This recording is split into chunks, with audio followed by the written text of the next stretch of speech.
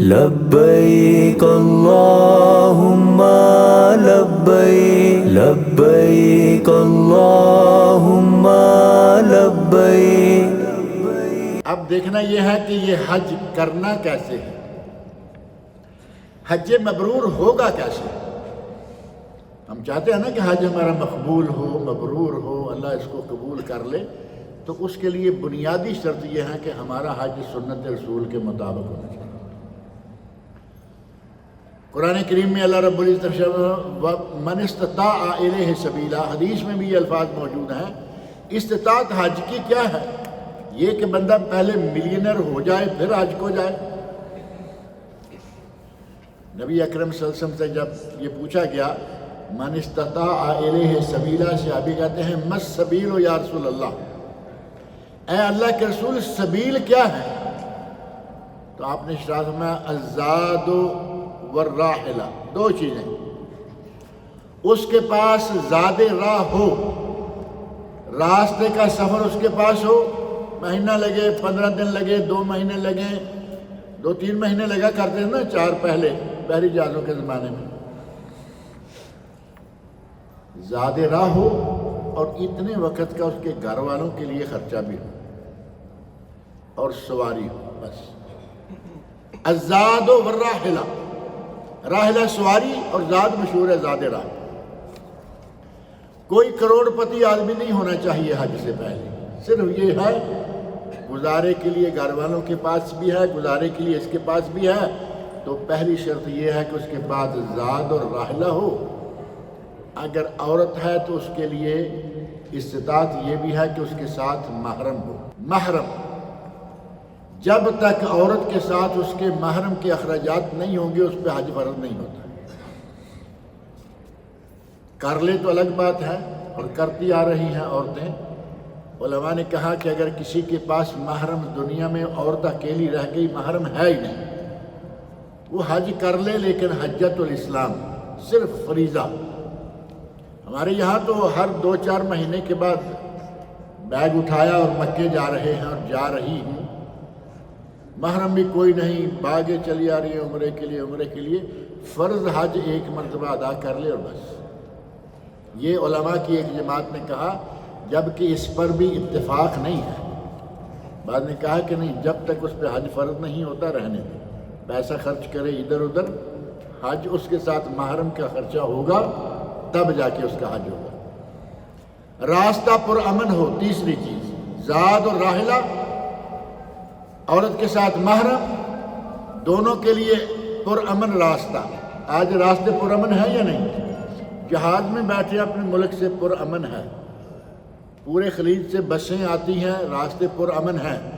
کبھی حاجیوں کو لوٹ لیا جایا کرتا تھا، آج الحمدللہ سعودی حکومت نے اتنے انتظامات کر رکھے ہیں، حتیٰ کہ گلف کی ساری حکومتیں، کسی کے لوٹے جانے کا، راستے میں کسی ڈاکو کے آنے کا کوئی خدشہ نہیں رہا۔ کبھی ایسا تھا حاجیوں کو لوٹ لیا کرتے تھے۔ اور جہاں تک تعلق ہے روانگی کا، روانہ ہو جائے، جسمانی صحت تو ہوگی تو ظاہر ہے وہ بھی آج الحمدللہ بہت اچھا ہو گیا۔ ایک آدمی چل نہیں سکتا، ویل چیئر ہے، ویل چیئر دھکیلنے والا دوسرا کوئی نہیں، اپنے ہاتھوں سے چلانے والا سلسلہ بھی ہے، وہ بھی کوئی نہیں، تو الیکٹرک چیئر بھی نکل آئی، جسمانی مسئلہ بھی ختم ہو گیا۔ لیکن اجازت ہے کہ اگر کسی کے پاس جسمانی طاقت نہیں ہے تو وہ اپنی جگہ پر کسی دوسرے کو بھیج سکتا ہے، جس کو حج بدل کہتے ہیں۔ حج بدل کی 4 شکلیں ہوتی ہیں اور چاروں کا ذکر حدیث شریف میں موجود ہے۔ مرد کی طرف سے مرد، عورت کی طرف سے عورت، مرد کی طرف سے عورت اور عورت کی طرف سے مرد، یہی 4 ہو سکتی ہیں نا۔ چاروں کا ذکر حدیث میں تفصیل کے ساتھ موجود ہے۔ ایک عورت کہتی ہے یا رسول اللہ، بنی خصم کی عورت ہے، یا رسول اللہ ان ابی ادرکتہ فریضۃ الحج، میرے والد پر حج فرض ہو گیا ہے، مالی طور پر وہ مالدار ہے، لیکن جسمانی طور پر پوزیشن یہ ہے انہ لا یثبت علی الراحلہ، وہ سواری پر بھی نہیں بیٹھا رہ سکتا۔ اگر اسے سواری پہ بٹھائیں گے تب بھی نہیں بیٹھا رہے۔ بعض لوگوں کی کمر جو ہے وہ کام نہیں کر رہی ہوتی، افا حج عنہ، کیا میں ان کی طرف سے حج کر لوں؟ تو فرمایا کر لوں۔ یہ 4 احادیث ہیں، چاروں میں الگ الگ قسم کا واقعہ موجود ہے۔ حج بدل کرے، لیکن شرط یہ ہے کہ پہلے حج بدل کرنے والا خود حج کر چکا ہے۔ کئی لوگ ہیں کئی سال تک انہوں نے اپنا حج نہیں کیا ہوتا، لیکن دوسروں سے پیسے بٹورتے چلے جا رہے ہیں، کیونکہ دوسرا تو حج بدل کے لیے خرچہ دے گا نا۔ اس نے 10,000 دیا، 5,000 میں حج کر کے آ گئے، 5,000 کا مہینہ لگ گیا، ہفتہ لگ گیا، وہ جائز نہیں ہے۔ ایک صحابی شبرما نام کے کہتے ہیں اللہم لبیک عن شبرما، اے اللہ میں شبرما کی طرف سے حج کرنے آیا ہوں۔ نبی اکرم صلی اللہ علیہ وسلم کے کانوں میں آواز پڑی، پوچھا من شبرما، شبرما کون ہے؟ تو کہتے ہیں اخ لی او قریب لی، یا رسول اللہ میرا بھائی ہے، یا کہا کہ میرا رشتہ دار ہے۔ دوسرا سوال فوراً کر دیا، احججت عن نفسک، کیا اپنا حج کر چکے ہو؟ کہا نہیں۔ فرمایا حج عن نفسک ثم حج عن شبرما، پہلے اپنا حج کرو اور اس کے بعد اگلی مرتبہ شبرما کی طرف سے حج کرو۔ اس حدیث سے پتہ چلتا ہے کہ حج بدل کرنے والے کو چاہیے کہ پہلے وہ اپنا حج کر چکا ہو۔ بہر صورت حج بدل جائز ہے۔ اسی طرح علماء نے کہا کہ حج بدل جائز ہے تو عمرہ بدل بھی جائز ہے، لیکن پوزیشن یہی ہو عمرہ کرنے کے لیے بھی کہ کوئی سواری پہ نہیں بیٹھ سکتا، اس کو عمرہ کرا دو۔ اور ہمارے یہاں پیسے کی بچت کرنے کے لیے بڑا اچھا طریقہ نکلا ہوا ہے۔ اماں میں نے تیرا حج کر دیا، اماں تندرست و توانا ہے، اماں حج کر دیا، اماں خوش ہے کہ میرا حج ہو گیا، وہ بیچاری کو کیا معلوم ہے، جبکہ یہ حج نہیں ہوتا۔ اماں کو حج کراؤ۔ اور بہت سے تو ایسے ہیں کہ وہ اپنی بیویوں کو، خاص طور پر والدہ والد کو، صرف عمرہ کرا دیتے ہیں۔ عمرے میں بیت اللہ دیکھا، مدینہ منورہ دیکھا، یہ سارا سفر کیا، اب عمرہ پہ خرچ آ رہا ہے پاکستان جیسے میں ہے 2.5-2 لاکھ، اور حج پہ آتا ہے 13, 14, 15 لاکھ۔ اب عمرہ کرا دیا، وہ بیچارے بزرگ ہیں، وہ خوش ہیں جی ہم نے اللہ کا گھر دیکھ لیا۔ جو فریضہ ہے، جس پہ پیسے خرچ آتے ہیں، وہ پیسے بچا لیتے ہیں۔ ہم اپنے والدین کے ساتھ ساتھ اللہ کے ساتھ بھی چیٹنگ کرنے کے چکر میں رہتے ہیں۔ جو استطاعت رکھتا ہے جسمانی، اسے بلاؤ، اسے مکہ دکھاؤ، مدینہ دکھاؤ، وہ آئیں اور آ کے اپنا حج و عمرہ خود ادا کریں۔ حج پر روانگی کے لیے شرط ہے کہ آپ کا مال حلال ہو، آغاز میں مال حلال ہو۔ اگر رشوت کا پیسہ، سود کا پیسہ، ان چیزوں سے حج کریں گے، حج قبول نہیں ہوگا، دعا قبول نہیں ہوگی، نمازیں قبول نہیں ہوں گی۔ قرآن کریم میں اللہ رب العزت نے حکم فرمایا ہے، اے اہل ایمان، یا ایھا الذین آمنوا کلوا من الطیبات، یا ایھا الرسل کلوا من الطیبات، رسولوں کو فرمایا پاک کھاؤ، ایمان والوں کو فرمایا پاک کھاؤ۔ اور ساتھ ہی فرمایا نبی اکرم صلی اللہ علیہ وسلم نے کہ ایک آدمی اپنے ہاتھ اٹھاتا ہے، اشعث اغبر، دور دراز سے سفر کر کے آیا ہے، پراگندہ بال ہیں، پراگندہ لباس ہے، اور وہ ہاتھ اٹھا کے دعائیں مانگتا ہے، یا رب یا رب۔ اب وہ ہاتھ اٹھا کے یا رب تو کر رہا ہے، وَمَطْعَمُهُ حرام، اس کا کھانا پینا، مشربہ حرام، کھانا پینا حرام سے، ملبسہ حرام، اس کا لباس حرام کا، وغذی بالحرام، اور اس کی ساری غذا، سارا استعمال کا پیسہ حرام کا تھا، فأنیٰ یستجاب لذلک، اس کی اللہ دعائیں کیسے قبول کرے گا؟ یعنی اس کی دعائیں قبول نہیں ہوں گی۔ جس کی دعائیں قبول نہیں ہوں گی اس کا حج قبول ہو جائے گا، نمازیں قبول ہوں گی۔ سب سے پہلی بنیادی شرط یہ ہے کہ اپنا مال حلال کا ہو، وہ حج کے لیے اس پیسے سے روانہ ہو۔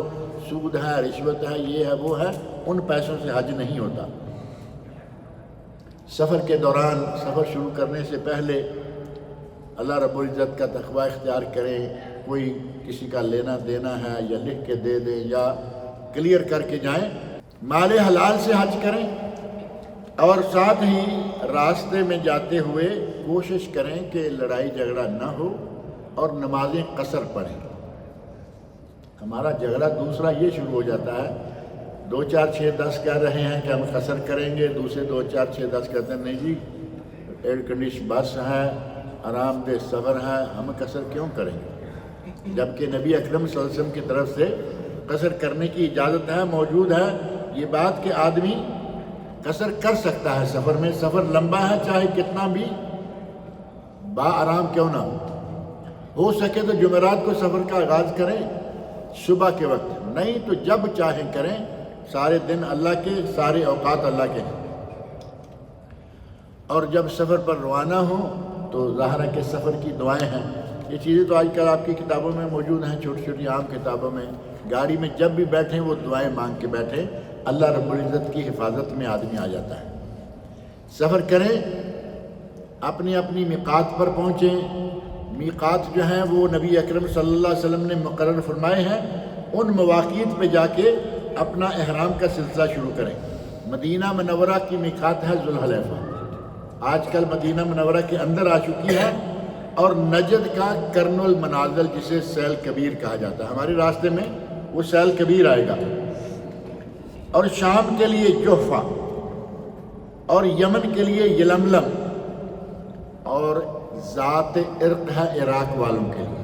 نبی اکرم صلی اللہ علیہ وسلم فرماتے ہیں ہن لہن ولمن عطا علیہن من غیر اہلہن لمن اراد الحج او العمرہ، یہ جو میقات مقرر کیے ہیں یہ ان کے لیے ہیں جو ان راستوں سے آئیں گے یا ان جگہوں سے آئیں گے، اور جو ان کے اندر ہیں وہ جہاں سے چاہیں احرام باندھے، حتی اہل مکہ تا من مکہ تا، یہاں تک کہ مکہ والے اپنے گھر سے احرام باندھیں اور حج کے لیے روانہ ہو جائیں۔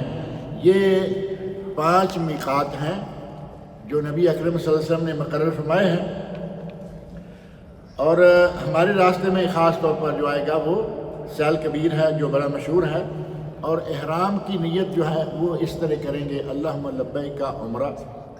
3 حج ہے نا، 3 میں سے اگر آپ نے حج تمتع کرنا ہے، اور افضل ترین حج بھی حج تمتع ہے، کیونکہ نبی اکرم صلی اللہ علیہ وسلم نے تمنا فرمائی کہ کاش لو استقبلت من امری مستدبرت، جن باتوں کا مجھے بعد میں علم ہوا ہے پہلے علم ہو گیا ہوتا، لما سقت الہدی، تو میں قربانی ساتھ نہ لاتا بلکہ یہاں سے آ کے قربانی خرید لیتا، عمرہ کر کے حرام کھول دیتا۔ آپ کی اس تمنا کی وجہ سے اہل علم نے کہا کہ افضل ہے تمتع۔ تمتع کیسے کریں گے؟ احرام باندھیں عمرے کا، جا کے عمرہ کریں، احرام کھول دیں، 8 تاریخ کو پھر احرام باندھیں حج کا، یہ ہوگا تمتع۔ اور حج قران، اگر کوئی قربانی کا جانور ساتھ لے کے جا رہا ہے، بہت سارے لوگ کہتے ہیں جی ہاں پرچی ہماری جیب میں ہے، نہیں، بکری جیب میں ڈال کے لے کے جائیں تو پھر حج قران کر سکتے ہیں، پرچی سے نہیں، بکری ساتھ لے کے جائیں۔ اور بکری تو پہلے وہاں موجود ہے اور پرچی آپ کی جیب میں ہے، قران کیسے کر لیں گے؟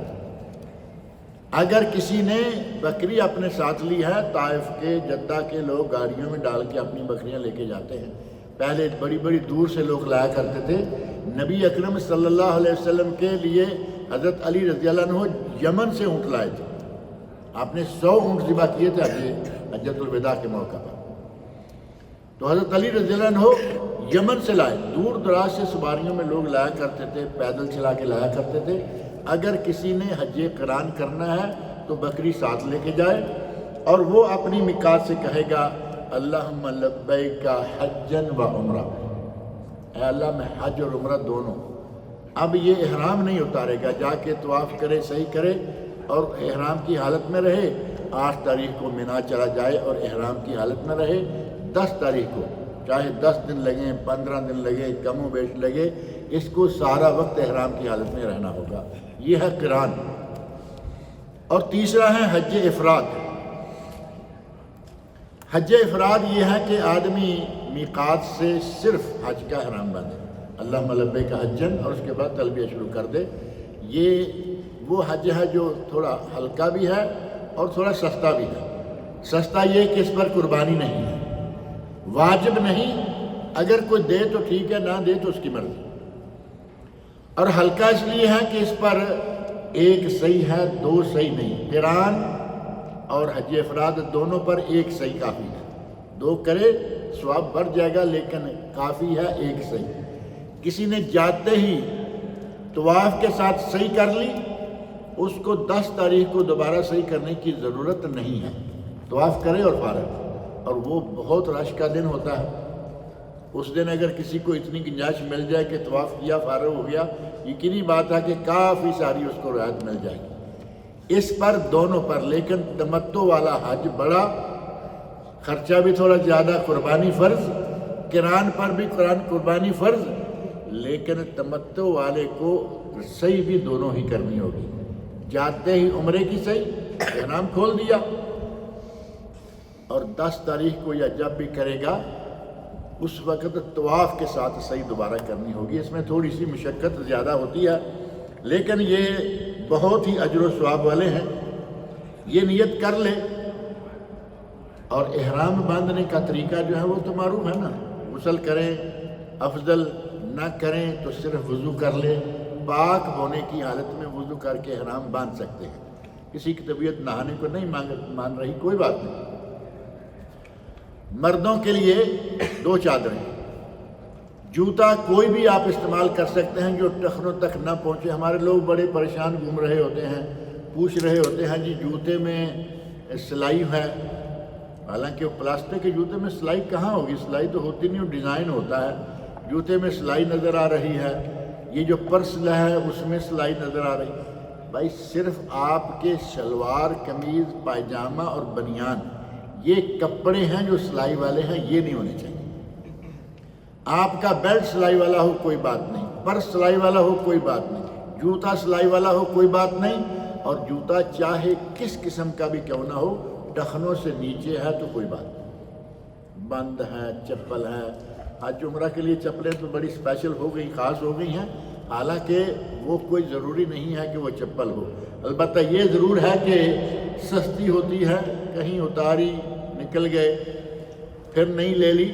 لیکن یہ نہ ہو کہ کہیں اتاری اور دوسری طرف سے نکل گئے اور کسی کی پہن کے نکل گئے. یہ کام بھی نہ کیے، کیونکہ وہاں امانت داری کی بہت زیادہ ضرورت ہے. بعض لوگ ہیں کوئی بھی جی کوئی چپل ہی تھی، بھائی تم اپنی پہنو، وہ تمہارے سے ہو سکتا ہے کہ 1 ریال بھی زیادہ قیمتی چپل ہو، تو کیوں آپ کسی کو نقصان دیتے ہیں؟ لیکن کوئی بھی چپل استعمال کر سکتے ہیں، جوتا استعمال کر سکتے ہیں. عورتوں کے لیے کوئی مخصوص لباس نہیں ہے. لیکن عورتوں میں آج کل یونیفارم بنا لی ہے احرام کی شکل میں، ایک ہی رنگ کا پورا لباس اور ٹوپی. اور بعض عورتیں جو ہیں وہ پی کیپ پہننا شروع ہو گئی ہیں. کہتے ہیں جی چہرے پر کوئی چیز لگنی نہیں چاہیے پردے کی شکل میں. اللہ کے نبی کے ساتھ عورتوں نے جب پی کیپ تھی ہی نہیں. اللہ کے نبی کے ساتھ عورتوں نے حج کیا، وہ کہتی ہیں کہ ہم چہرہ ننگا رکھ کے چل رہی ہوتی. اگر کوئی غیر محرم لوگوں کا، اجنبی لوگوں کا قافلہ آتا تو ہم سرد کا کپڑا گرا کے پردہ کر لیتے. پردہ ہونا چاہیے. ہمارے پاکستان انڈیا میں اتنا مشہور کر دیا گیا کہ حج میں کہیں کسی وقت کوئی پردہ نہیں، جو کہ بڑی غلط بات ہے یا غلط فہمی ہے. اور میرا خیال ہے کہ مولوی حضرات آپ دیکھیں ان کے ساتھ خواتین ہوں گی وہ پردے میں ہوں گی. یہ بھی تو ایک عجیب بات ہے کہ مولوی کی بیوی پردے سے حج کر رہی ہے اور آپ کی بیویوں کو، بہنوں کو، بیٹیوں کو یہ کہا جائے کہ پردہ نہیں ہے. اگر غیر محرم نہیں تو پردہ نہیں. غیر محرم اپنے لوگوں سے تو پردہ نہیں ہے نا. لیکن مکہ مدینہ میں کوئی جگہ ایسی ملے گی کہ آپ باہر نکلیں اور کوئی نہ ہو. مینا، مزدلفہ، عرفات میں ایسی کوئی جگہ ملے گی کہ آپ باہر نکلیں اور کوئی آدمی نہ ہو. لیڈیز کا خیمہ ہے، ٹھیک ہے، وہاں آپ پردہ نہ کریں، چہرے کو نہ ڈانپیں. لیکن جب باہر نکلیں گے تو چہرے کو ڈانپنا ہوگا. خواتین نے نبی صلی اللہ علیہ وسلم کے ساتھ حج کیا با پردہ. آج مولوی بے پردہ حج کراتے ہیں، پتہ نہیں وہ کیا کروانا چاہتے ہیں. نقاب جس سے منع کیا گیا، لا تنتقب المرأة ولا تلبس القفازین.